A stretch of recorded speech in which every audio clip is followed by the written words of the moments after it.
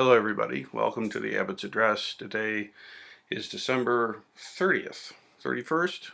I think it's the 31st. Yeah, December 31st, 2015.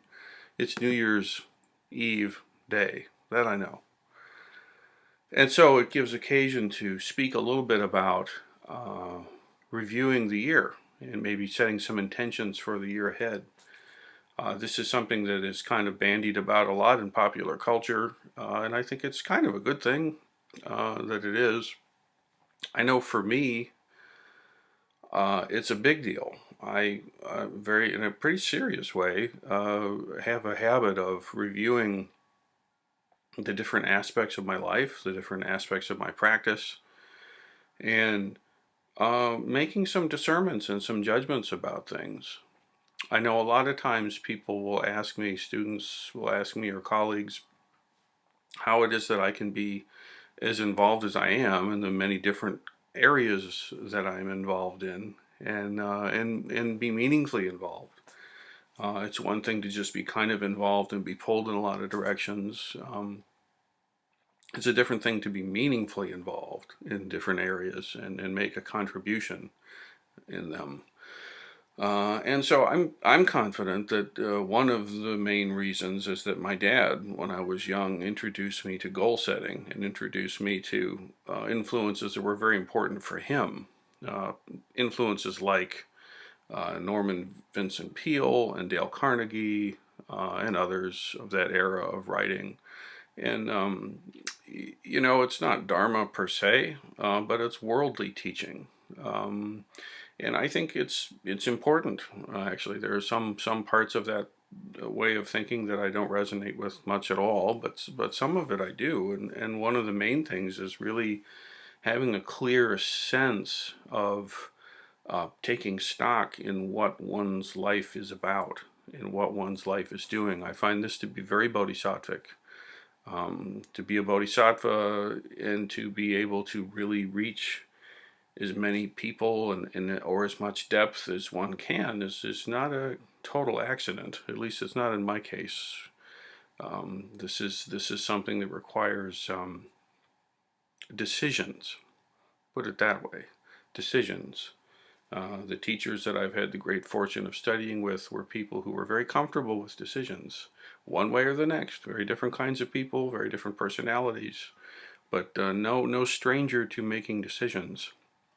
And some of the most important decisions that I think I've made are the ones where I take time during this transition of the calendar year and reflect, deep in the huddle of what should be winter. It's very strangely warm out here right now, but what should be winter and the huddle of winter, to really reflect. And it has two parts, basically. One is to consider the different areas of one's life.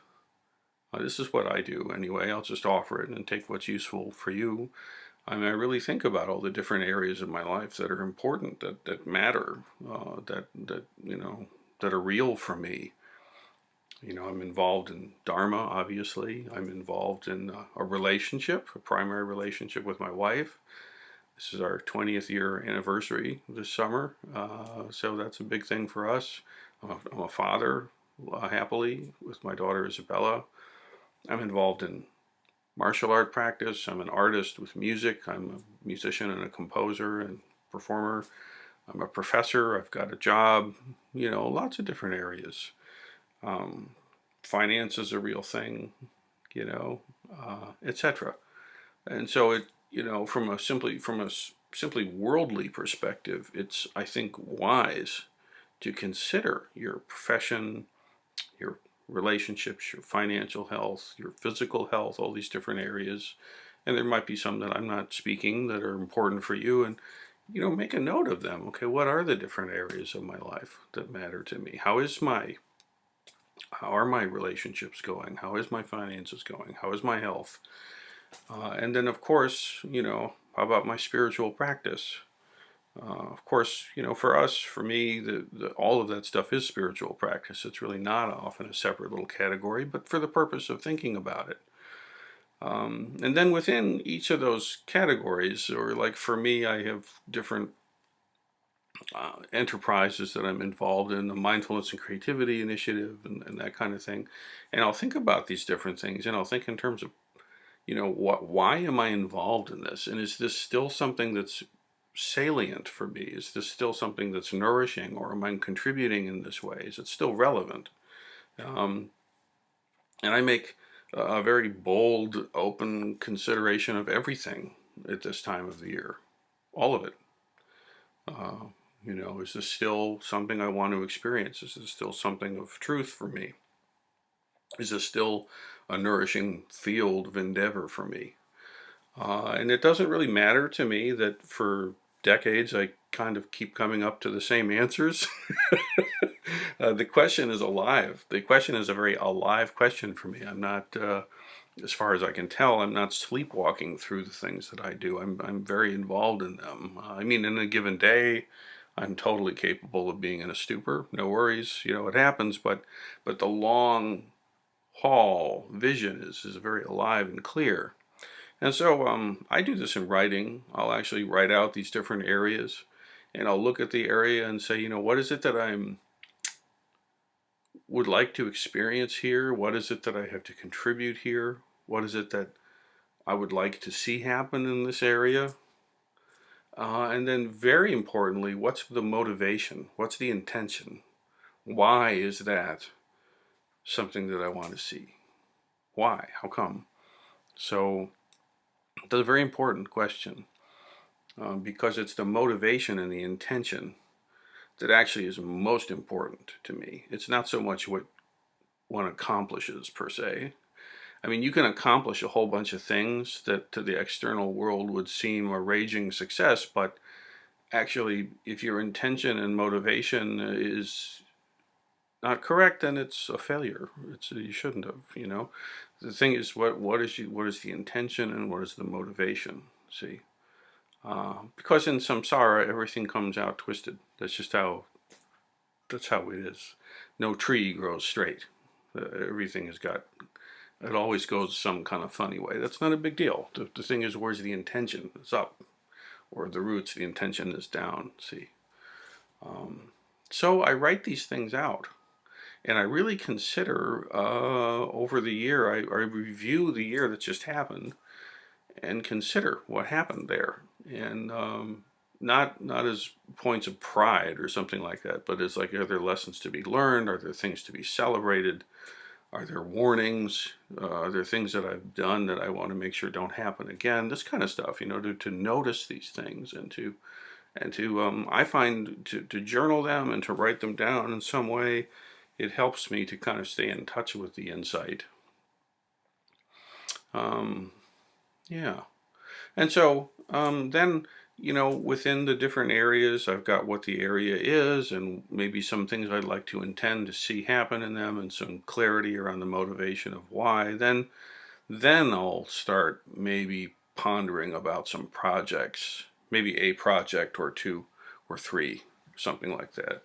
So, it depends on the area, but I tend to think in terms of projects. So I'll set up, for 2015. I'll look at the different projects that I got involved in and feel that, and then I'll decide anew. Well, what kind of projects would be good for 2016?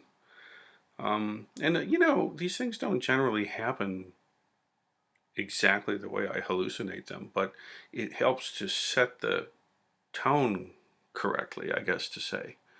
And I want to make sure that I'm making decisions in a conscious way that are in alignment with my vows as a practitioner. Uh, that's the most important thing. I want to make sure that I'm living in alignment with the vow. And so a lot of the time that's organic, but sometimes it has to be very intellectual and specific. So that's what I do. Not that you have to, you know what I mean? But I think it's a good process, and it's one that served me well. I can go back and look at journals from the time I was a teenager, all the way through. Now I have decades of these things, these moments where I look at these different areas and spell them out. And like I said, I generally keep coming back to the same areas of focus, and maybe the projects change a little bit. But it's important to, for me anyway, it's important to be in touch with that and the motivation, really resetting the motivation and the intention. So, take it up and see if it's useful for you, and really think about your practice. I'd invite in a particular way for you to reflect on your practice of the Dharma. This is a lifetime, open-ended, wonderful journey, and there are so many aspects to Dharma practice and to Buddhist practice and to realization that it's ceaseless, and it's really wonderful to think about and how to dig into and move forward with. And what do I mean? Well, I mean, it could be come to your first retreat. It could mean, explore the possibilities of taking Jukai and taking the vows as a bodhisattva, learning what that's about. It could be delving into some history that's relevant. I mean, there's tons of things. Getting to the temple in a more regular way, or getting involved in one of the many different opportunities we have there, or whatever. Lots of things. So think about it, take it up, and enjoy the process. I certainly do. And for some, just to say it, it's not always enjoyable. I mean, there's people that you might review the year and say, okay, this was a problem and I need to not do this anymore. And it's time for me to face the fact that I need to not do this anymore. And I need to make a shift. And maybe I need help. Maybe I need to reach out to others in the Sangha, or professionals, or friendships, loved ones, or maybe all the above, and my teachers. And, make this shift that needs to happen. And have the courage to do it. Now is the time to reflect on these things. Remember, if there's something in this past year that's a sadness, that when you examine your conscience, if there's a big glaring feature on the landscape that feels shitty, well, okay, go ahead and feel that then. Use the pain of it, the regret, to be fuel for a resolution to not repeat this, and to in fact move forward and to cultivate positive and wholesome and nourishing endeavors. So we need to be able to stop and reflect and think about these things. Most of the time in Zazen, that's not what we're doing. We're doing Zazen. It's different. But this is a time, I think, it's useful to actually think these things through intellectually and decide. So take it up, and hopefully you'll find it useful. Now I have also, here it is. I wanted to hold this up. This is the temple calendar, Buddhist Temple of Toledo, Great Heartland Sangha calendar. It's hard to maybe see in the little camera, but these are 3 zafus, and I think that's the Aikido canvas. And Kaishin put this together, and there's different, every month, like here's one of the months. There's lots of nice pictures. These are people's home altars. That's what that is, different little home altars. And then all the little dates for the Sangha are in there, like when Sesshin happens and when Ango opens and that kind of stuff. There's a lovely couple. 20th year anniversary for us this year. That's one of the areas I consider how to develop the relationship and deepen it. Important. A nice pug protector dog for April. A little shot from Kinhin at Sesshin some time ago. That's May. Isn't that nice? Here's some from the summer, Jakai. That's Ed Brown. Hi, Ed. This is just amazing that he put these together. That's a nice little shot from Sesshin. Isn't that fun? See, that's like the tent outside, and there's some tea, some flowers. So anyway, they're all there for you. They're at the temple. I think there's a donation of $20, I think, per. There's some left. So get one. And if you're at a distance and you'd like one, send me a note and I'll find a way to connect it to you. Okay, thank you everybody. Please enjoy the New Year's. Be safe, be good. And in the Zendo this Sunday, we'll have a special New Year's first liturgy, first practice of the year, celebration of the New Year, and a letting go ceremony for the old year. Okay, so we see you in the Zendo on Sunday. Thank you everybody.